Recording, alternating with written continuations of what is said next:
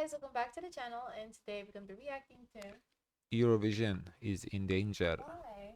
You're about to find out. This video is going to be a bit more serious than my previous ones, but there are some things that I need to say. This year's song contest had probably some of the most shocking and contrasting Well, based on the accent, you can. results we have. Australian.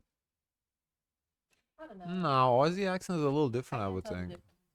Ever seen. But most importantly, I think this contest is the breaking point of the. I feel like when I talk to my internationals, even though they're from somewhere else, they sound British because the way they learn English. Yeah, when I talk to your sister, yeah, my sister like, sounds British. Yeah, my sister sounds British. Yeah, she has a British accent. Foot in the country. She's been to the UK, I think. I think she's been to the UK. Yeah, but well, because in school we are taught British English. Yeah. No, she does sound British. Future of this competition. Also, apologies if I'm looking down a bit more in this video. I have some notes and I want to make sure that I get everything off my chest. And oh, so she really has an issue with this Eurovision. Okay. Everything that I want to say. I truly believe unless serious changes are made to the rules and regulations regarding the advertisement and distribution of votes. So she doesn't agree with the win. Wow. She doesn't agree with the win and the placements. No, mine. Or my wild guess is gonna be this is about Israel winning second place, as well as Israel's participation in the contest and how it can and is ruining the reputation of the Eurovision Song Contest. We can potentially not have a contest next year. I know that I'm a relatively small voice within this community, but I will never, ever, ever compromise my morals for the sake of appeasing YouTube viewers or even future opportunities I may get outside of this. If you do not support me, read her comments in my views regarding this, I am very happy for you to unsubscribe. I'm very happy for you to unfollow me. I do not make money from this and I do not owe anyone anything. I believe that the state of Israel is... What's her YouTube her page? I wonder what she's not monetized. I wonder what she typically She has 600 to 800 subscribers. So what does she typically post? I don't know. Eurovision Faith. So Eurovision. So, you know, she needs to reach 1,000 to be monetized. Committing a genocide against Palestine, and even me saying those words has caused me to receive death threats and harassment. And anyone that has followed me since last year will know that I am absolutely no stranger to this, and unfortunately I'm quite used to it, and I think a lot of it is misogyny. But I think I want and block out those enter like censor words so you don't have that, so you don't create that, because when you start seeing a few you're like, okay, but then they start like to multiply and that's when it becomes a problem. Wanted to get my voice out because I think I wanted to hear a strong female voice talk about this, and I'd like to be the person to do that. Israel's current and future participation in the contest is bringing it into disrepute, which is actually a rule within the contest that got Russia expelled in 2022. But somehow the rules of disrepute have wavered when it comes to Khan and the state of Israel. Today, a Spanish news site has leaked confidential documents. Internal documents show how the EBU has evaded?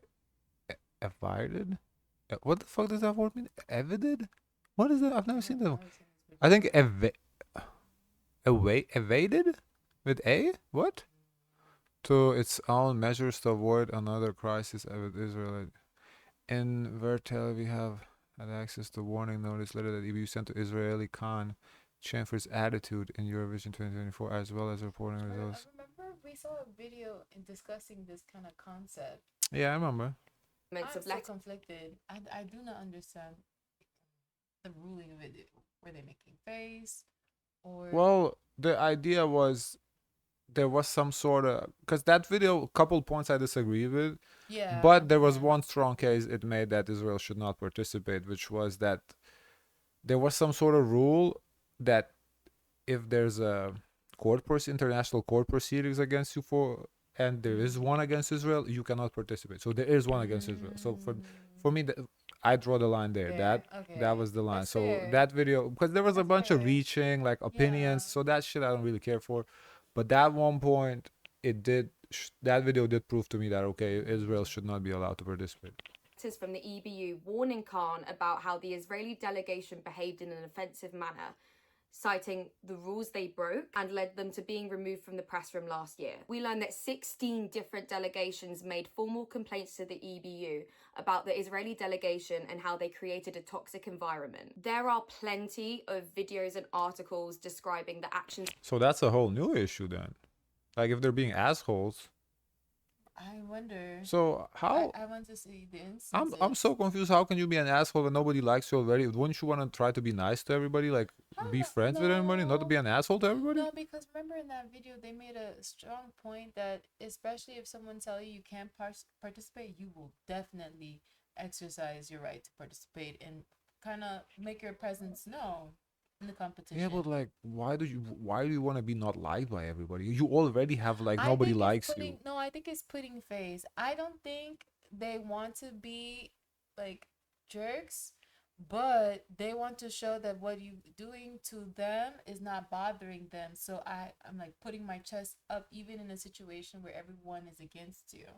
But what you're describing is not like being a jerk to others. You just like you just you ignoring them. You don't care. I would have to see the example. Yeah, this is interesting. Yeah. Being like jerks. Of Khan last year and the Israeli delegation's behavior within the press room, but I won't go into it in this video because we would literally be here all day, which I think actually furthers my point. After last year, there was an independent investigation into the contest. They released a report with their findings and it said, the EBU is and should remain a non-political organisation that collaboratively manages the ESC alongside its member shareholders.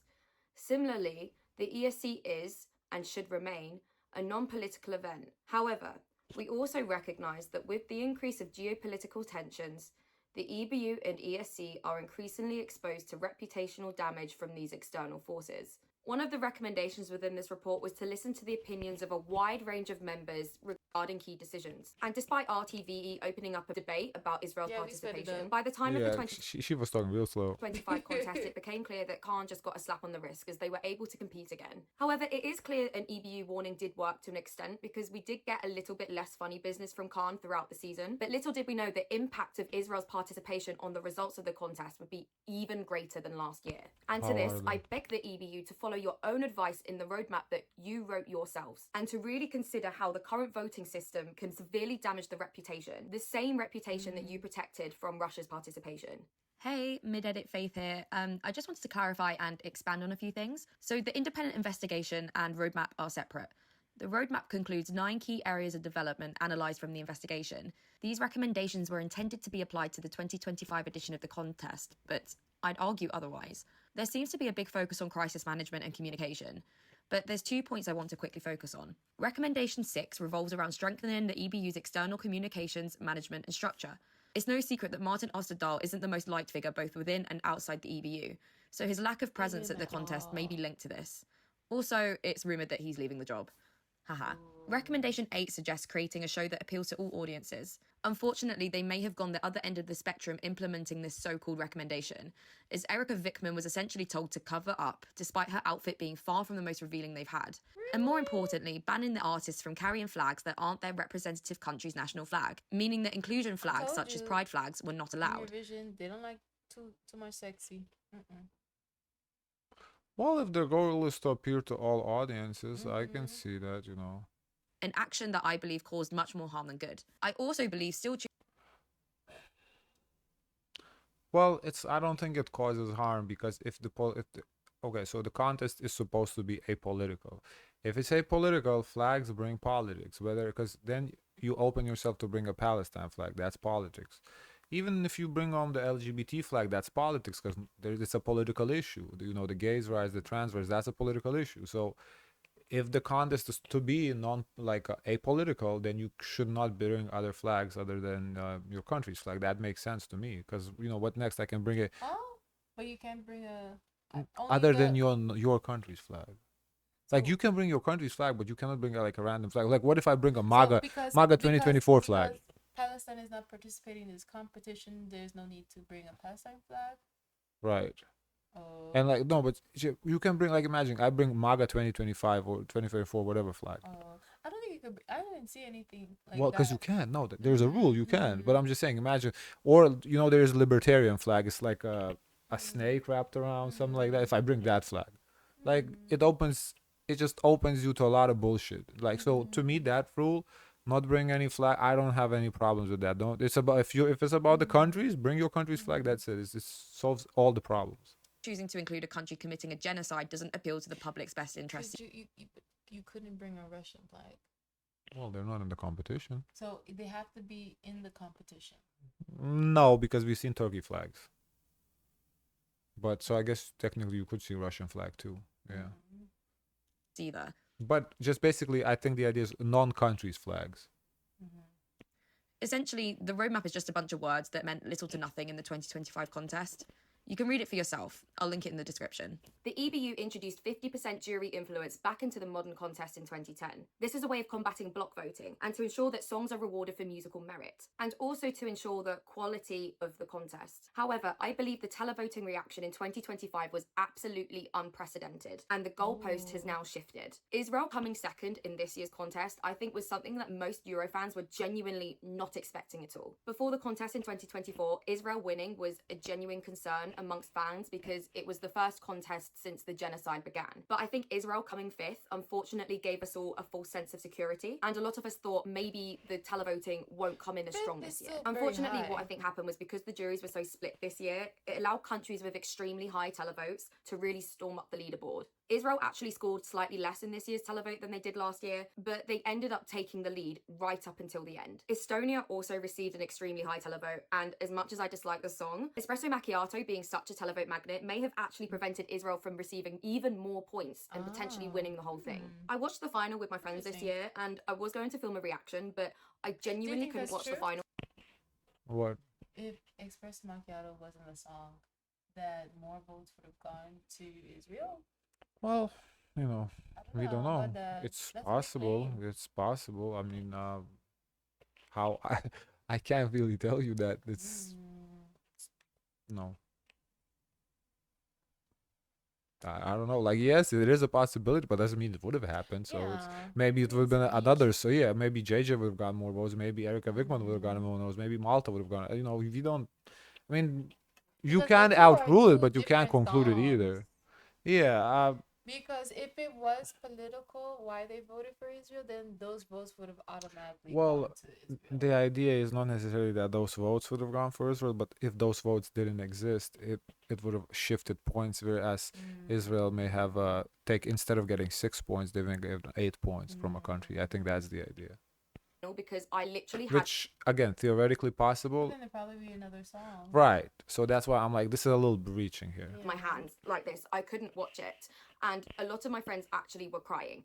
And that was incredibly painful to watch, to see something that brought us together with so much happiness. In fact, we all met because of the competition, and we were potentially seeing it being torn apart in front of our eyes. We were genuinely so close to disaster, and the mood of the room was incredibly somber. It doesn't take a genius to work out that the extremely high televote that Israel received this year wasn't based on musical merit at all. Khan, Israel's broadcaster, had seemingly spent millions and millions promoting their song. They promoted it in Times Square, as well as YouTube advertisements, which they recorded in multiple languages to get as big reach as possible. Some of the advertisements were even telling people to vote for the song 20 times, which is the maximum amount of votes that someone can give. This wasn't just any old marketing tactic. This was propaganda. Since I recorded this video, it's also come out that the Israeli government essentially paid for the adverts, and to that I say, fork found in kitchen. Hoarding votes in this way is... Fork found in kitchen? What? I mean, yeah, forks are in the kitchen. So she's saying it's obvious? Is that what she's saying? Not in the faith or spirit of the contest. Never heard that expression. That's interesting. She got me. Fork found in kitchen. So found in bathroom. Excuse genuine musical merit and is also not fair on the other artists, as well as smaller...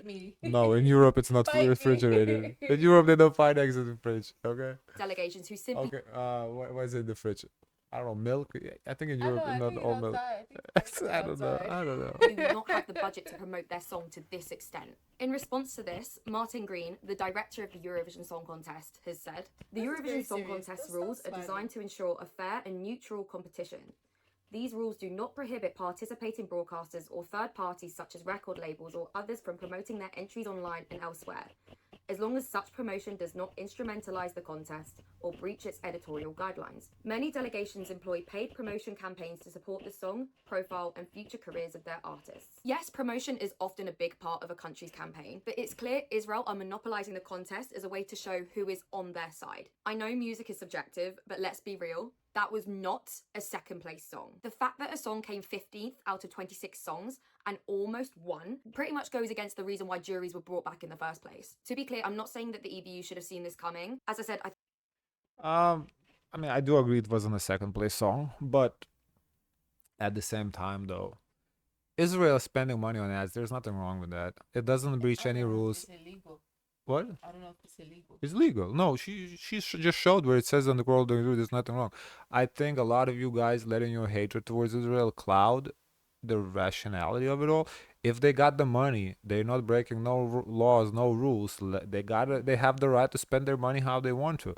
Now, I'm sure you all wish your country had that money to spend so they can compete with Israel, and they're just being stingy because they do have the money. They could, borrow the money if they didn't, but they don't care about the Eurovision as much as Israel does, which is. But why do they care so much? They're trying to push their narrative, I guess. I don't know, but that's how they choose to do so. I wonder, like in previous years, where they were in the rankings to now that they're able to gather so much public support. Remember Neta with Toy won before? I think there was one that also won in the 90s. They have won before. But it's just them a lot of that's a big talking point. A lot of people, they run ads. Well, okay, they can run ads. They can afford to run ads. There's nothing wrong with them running ads. But of course, I'm gonna be sour about. I mean, you can be sour, but because I'm like, damn. Okay, then this should be about the song. Listen, if you're sour about it, you can run your own ads for the song. Run your own ads, make your own ad and run. So now I'm not gonna put money into the performances or into the artist or into the team that has to make the song. I'm gonna put the money for the people to vote in televotes, and that's gonna water down the songs in Eurovision. Or figure out the way to do both. I don't know. I'm just saying, Israel spending money on ads in itself, there's nothing wrong with that if they have the money. Now, I'm sure a lot of poor countries, Lithuania, for example, they can't afford to run ads. You say they're poor. Well, okay, but they can't afford to run ads, so okay, I get it. But country like a UK, y'all can afford to run ads. France can afford to run ads. Spain can afford to run ads. These are big countries. Running ads in other countries too, right? Yeah, anywhere running ads, but it's okay. You can spend a couple $1 million to run ads. That's a lot of money to put in an ad in New York in Times Square. No, they spend millions of dollars. I'm saying, yeah, Italy can afford a couple $1 million to spend on ads if they wanted to. They choose not to because they don't care enough. Cool, Israel does. So you can't blame them for caring enough. To me, there's nothing wrong in that. Running ads, it's not even unethical. It's allowed. If it was not allowed and they were trying to squeeze ways around it, then we can talk about the ethics of it. There is nothing wrong with them running ads. I wonder, what I wonder, the people who actually live in Israel, live in Israel, okay, if they like the government using their resources in this way, or is it they're pouring out how people in the States can be upset you sending money abroad, but the people in the country are actually hungry. So I wonder, what is someone in the perspective of living in Israel, how do they feel about their government using money and pouring it out instead of investing in maybe infrastructure? Because I'm pretty sure Israel has this problem. I mean, don't get me wrong. It's a stupid ass way to spend your country's money. That's a little ridiculous. I would be very upset if my country is. And I'm seeing they're throwing what? You spending money on ads to win Eurovision? That's pathetic. But if that's how you choose to spend your money, if the citizens approve of it, then what can I say? What can we say? We can't say shit. I don't know. I think last year the results gave us all a bit of a false sense of security, but now it has almost become a reality. The EBU simply cannot turn a blind eye to this anymore. At the moment of recording, Spain requested an investigation into the voting by the EBU, as Israel scored extremely high within their televote but received pretty much no votes from their juries. And this suggests discrepancy as well as foul play. Spain's Prime Minister has even directly called out for the disqualification of Israel at Eurovision. Belgium and the Netherlands have all... My thoughts is this is something they cannot keep up year after year after year after year. The pockets are gonna fill it. Well, so what's interesting is, why is Eurovision doing? They just drop Israel. It's not worth it. Why all this scandal over one country? It's just not worth it. Compromise their sponsorship deal? That's what I'm thinking. They're saying it's sponsored by Moroccan oil, but Moroccan oil isn't it Moroccan? I don't know. Why? They say it's I don't know. Because so our Moroccan oil Israeli company, then why is it called Moroccan oil, not Israel oil? I'm confused by that. Because you guys say in the comments, oh, it's sponsored by Moroccan oil, duh, as in implying, okay, it's owned by Israel. But why isn't it called Israeli oil then? Maybe they don't want, people to, what do you call that, to give a bias. But that's such a weird. So now imagine, France makes a company and it's called Lithuanian oil. Because, okay. I'm gonna be looking at France. What the fuck? What's wrong with you? But maybe because Lithuanians maybe have a better, brand marketing to the people, so they're more likely to use their product than it being called France. Because maybe people don't like the French. They're not gonna buy if they know if it's from French. As a Lithuanian, I would feel some type of way about France having a company called Lithuanian oil. Public display for Morocco. Now, come to Morocco. If the company owned by Lithuanians living in France, then okay, I can't say nothing. But for France to claim Lithuania, that's no. Also threaten their participation unless changes are made to the voting system. And Ireland have requested detailed voting figures from the EBU multiple times. There's probably going to be a lot of information that comes out whilst I'm filming and editing this. So for context, I am filming this on Tuesday, the 20th of May. Earlier today, Belgium had released the voting figures from the past 3 contests. Now for this bit, I am going to have to look down a lot. I'm really sorry. It is expected that voting figures would increase with the introduction of online voting, as it makes voting more accessible for people. However, the figures show in 2024, despite not qualifying, there were 5 times the amount of votes in comparison to the semi-final. In 2023, the last time Belgium qualified, the votes in the final increased by 6 times in comparison to the semi-final. However, this figure includes around 500,000 more viewers, as well as Belgium's inclusion in the final. In 2025, the figures are even more extreme. The amount of votes from the semi-final to the final increased almost tenfold. This is with 200,000 less viewers than the year before. With 660,000 viewers this year, there were 220,000 votes made in the final. For those who need a clearer picture, in the 2023 final, there were 130,000 votes cast between 1.3 million viewers. In 2025, there were 220,000 votes cast between 660,000 viewers. Correlation is not causation. The Spanish broadcaster RTVE also announced that there were 142,000 votes made amongst the viewership of 6 million people. Now, this is incredibly strange considering Spain had 6 times the amount of viewership as Belgium.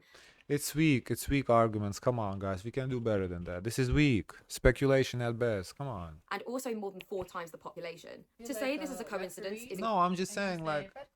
I do believe Israel should not be participating. But I want to see a solid argument for fraud, not some sort of speculations. Like if there was fraud, bring me some solid proof. Because this is, okay, as I said, correlation is not causation. Like we can take, okay, yes, there is correlation. I'm not debating that, but prove to me that it was caused by that, not that they correlate. Incredibly naive, and it's clear VRT shared these results because they want answers for this irregular voting pattern. The Spanish broadcaster has requested an audit of the televoting from the EBU. However, the Belgian broadcaster hasn't done this. Instead, a spokesman... Right, well, this is interesting. We'll stay up with Eurovision News when if the audit brings them for some sort of fraudulent patterns, then we can talk about it. Person has said they want to question whether the current voting system is, and I quote, a fair reflection of the opinion of viewers. And this brings me on to my next point. So the EBU has a set criteria for irregular voting patterns and how irregular voting patterns need to be investigated. In the official Eurovision Code of Conduct, it says, maintaining the integrity of the voting process is vital. We appreciate everyone's commitment to upholding this integrity. Any manipulation or attempt to influence the results or the outcome of the ESC is not permitted and will be severely sanctioned in accordance with this code of conduct and the ESC rules. Though I cannot find what determines damaging integrity for the televote, when 6 juries were pulled out of the competition in 2022, the EBU released the security checks for an irregular vote within the juries. A deviation from the norm, aka does it reflect the overall taste, voting patterns, irregularities, reoccurring patterns within other countries, and beneficiaries. If more than 2 of these checks are detected, the vote is considered irregular. If the EBU were to follow these rules with the televote, there is absolutely no question that the televote from 24 to 2025 would be considered irregular. The issue is the EBU had determined the results on the night of the contests as valid.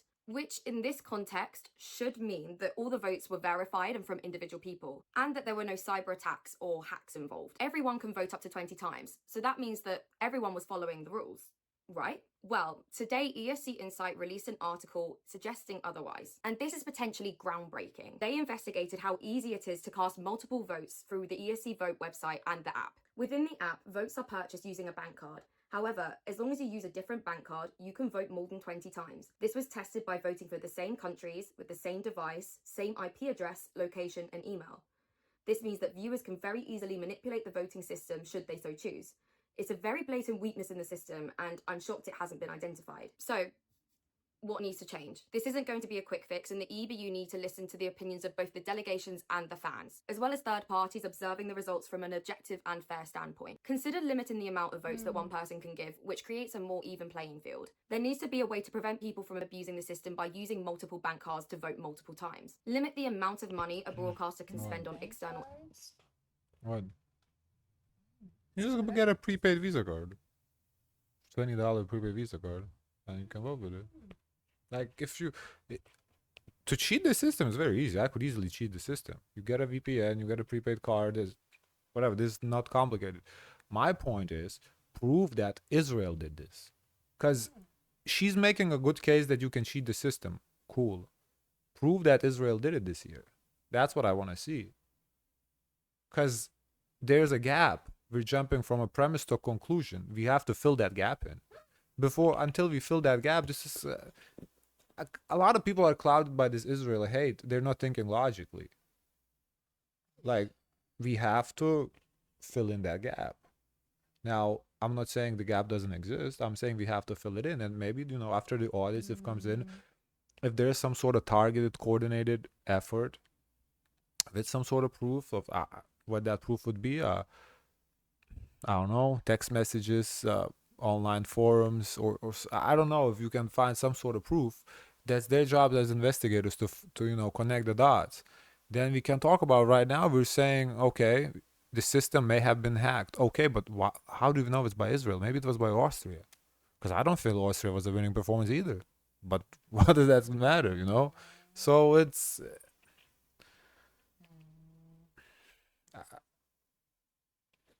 I don't know. Advertising, and be stricter in recognizing which advertisements were not made in good faith and instead push a further agenda. I'm aware that there isn't really a clear answer, but with their access to world-leading professionals, I'm sure that a balance can be restored somewhere. I want to conclude this by saying I'm not using this video to get angry at the EBU. I believe anger can often get misdirected, and it often doesn't help in situations like this. Although I do believe that feeling anger towards the situation is still very valid. I am simply requesting on behalf of millions of Eurovision fans that the EBU need to form some updated rules, boundaries, as well as deeper voting transparency to protect the integrity of the contest. I love this contest, and I want it to be fair, because fairness is what everyone, whether it's the artists, the delegations, or the viewers, deserve. Thank you so much for listening. I think this video is a good start, to open up a conversation. But I think before we jump to conclusion, there's a lot of gaps to fill in, that we can blame this on one country for doing what what this video is alleging they did. We have no proof at this point. So,